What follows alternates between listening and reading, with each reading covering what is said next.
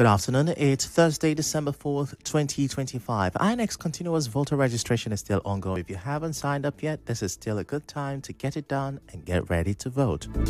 On the news this hour, President Tinubu commends Senate for quick confirmation of Musa as defense minister.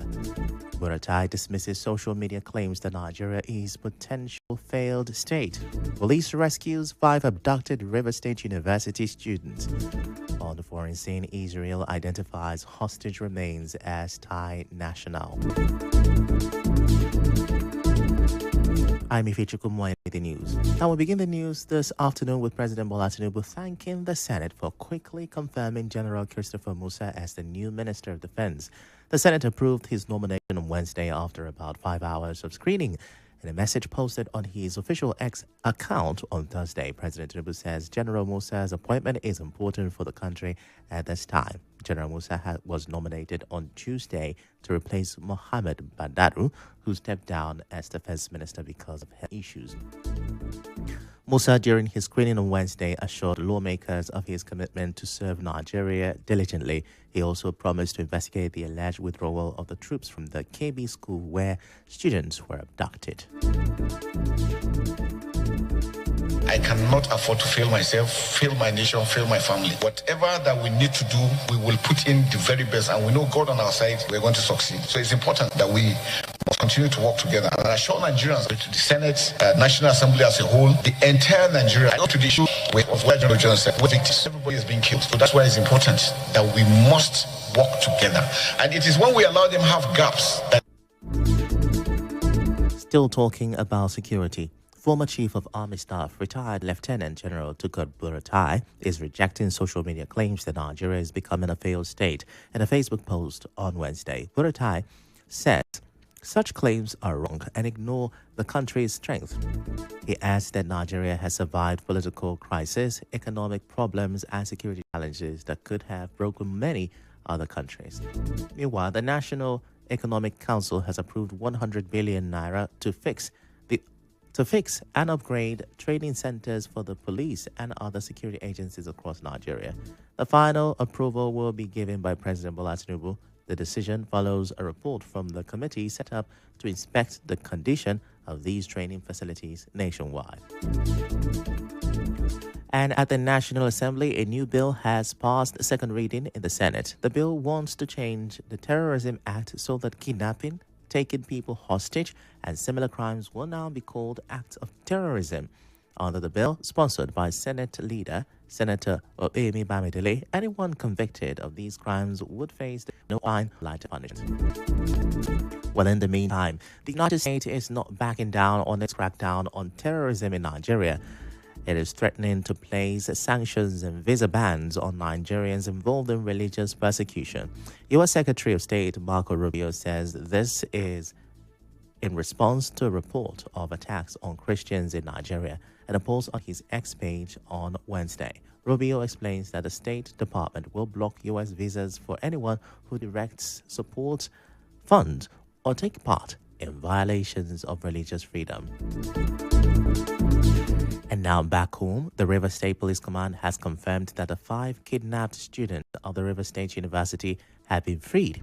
Well, according to a statement by the police spokesperson SP Grace Irengikoko, the rescue operation took place on Thursday morning in Umodogo 2 community and Mohaleku government area. Irengikoko reveals that the tactical teams led the operation in collaboration with other security agencies and with support from the local community. The rescued student, 4 males and 1 female, are Prince London, Azubike Ifechukwu, Elizabeth Aniete, Onye Precious, and London Samson. Now, she adds that the students have been taken to this hospital for medical checks, while efforts are ongoing to track down and arrest the fleeing abductors. Meanwhile, a stakeholder in Emwaha, Chisi Enyi, is appealing to the management of the university to reconsider its decision to suspend lecturers at the Emwaha campus. Enyi, who is also the President General of the Initiative for Transparency and Leadership, told correspondent Emekotoka that the youth of Emwaha do not support the recent disturbances at the campus. The idea of temporarily shutting down lectures in Emoha satellite campus of the River State University is not a good one. Since the harassment of students in various communities started in Emoha people have not been silent about it. Probably before now, some persons have been arrested through the efforts of the Emoha youth and not even by the police. And it will be very discouraging that the efforts of the community trying to make sure that this crime stops is not being encouraged by the school officials. We go on a quick break. When we return, Rivers PDP chieftain criticizes State Assembly's vote of confidence on President Tinubu. Do stay with us.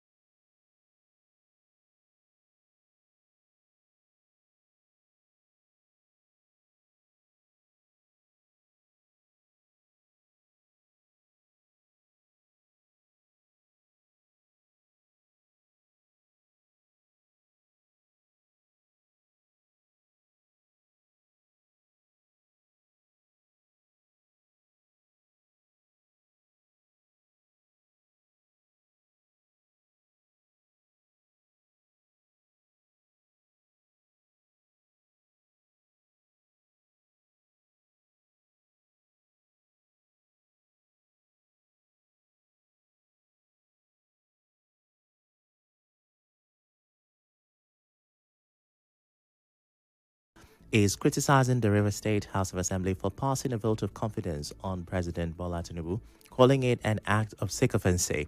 Speaking on Nigerian FM's Morning Crossfire on Thursday, Ewa says the State Assembly has no business issuing such endorsement to the federal government. He argues that if any vote of confidence is needed, it should be for the state governor, not the president.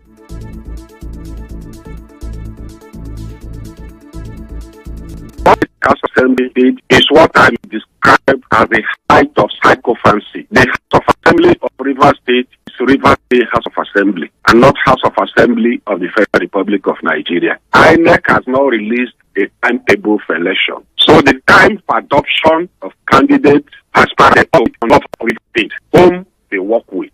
What they merely did was overzealousness. Ewa also accused President Tinubu of using the emergency rule to strengthen his power, urging the assembly members to return to their constituents and secure their mandate before supporting the president. The president merely came to Rivers State to capture power. The president didn't help the state in any way. The president did not ask us to overcome any challenge. He came here to capture power, and he has captured that power. So we cannot applaud him. We are not in a position to applaud him. Even the members of the Rivers State House of Assembly, let them first go back to their constituents and seek the mandate of their constituents before endorsing the president. He is also rejecting claims that the PDP is divided, saying membership is voluntary and the party operates strictly by its constitution. PDP is not divided. We have a single PDP now. The PDP, the People's Democratic Party, is not like the APC, the Meloko, which is owned by a single man. PDP is owned by Nigerians. PDP has the convention, the NEC, the NWC, the Board of Trustees, Governors Forum, which is replicated at all levels. You don't force people to be members of the party. And if you want to lead the party too, it's voluntary. If a member gets involved in the party activity, there are disciplines. The party is more than a single individual. Meanwhile, the President General of the Grassroots Development Initiative, Bright Amihule, supports the assembly members, saying EWO's position is null and void.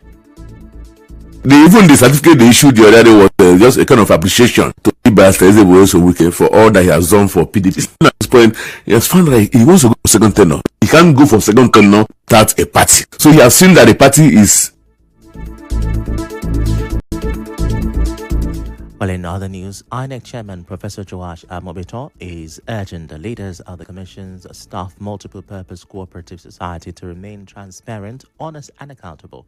Speaking at the group's annual general meeting and election, he advised them to manage members' funds carefully and ensure free and fair internal elections. He stressed that corruption and misuse of members' savings must not be tolerated.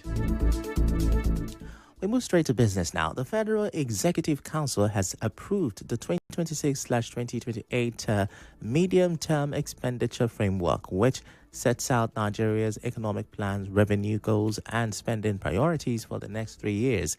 Speaking to journalists after the FEC meeting on Wednesday in Abuja, Minister of Budget and National Planning Atiku Balu said the budget assumes an oil price of $64 per barrel and an exchange rate of 1,512 naira per dollar.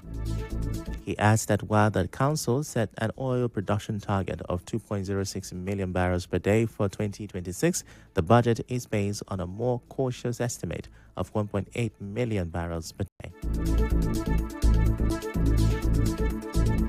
And now, we'll bring you news from around the world.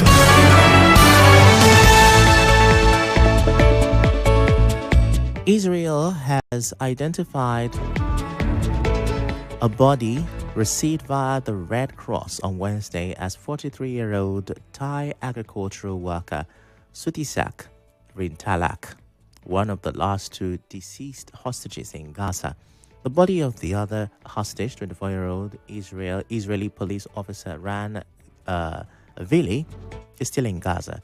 A coffin carrying Rintalak was handed over after the Palestinian Islamic Jihad said it found a hostage's body in northern Gaza. Earlier tests showed remains received from Hamas on Tuesday did not belong to either hostage. The Israel Defense Forces informed Rintalak's family and offered their condolences.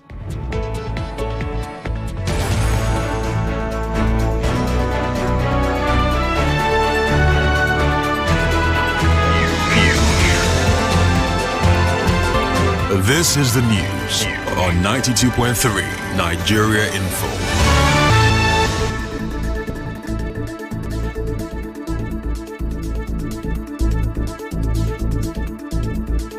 That's a wrap on the news this afternoon. Before we go, let's have a look at the major headlines. President Bola Tinubu has commended the Senate for quick confirmation of Christopher Musa as the defense minister. We told you that former Chief of Army Staff Tukur Buratai is rejecting social media claims that Nigeria is becoming a failed state. We reported that police have rescued 5 abducted Rivers State University students. And on the foreign scene, Israel has identified a body across Africa, one of the last 2 deceased hostages in Gaza. The news was edited by Ifunaya Ubeme Ndukwe. To reach the news team, send an SMS or WhatsApp to 0808 721 7215. I'm Ifechukwu Muonyili. Many thanks for listening.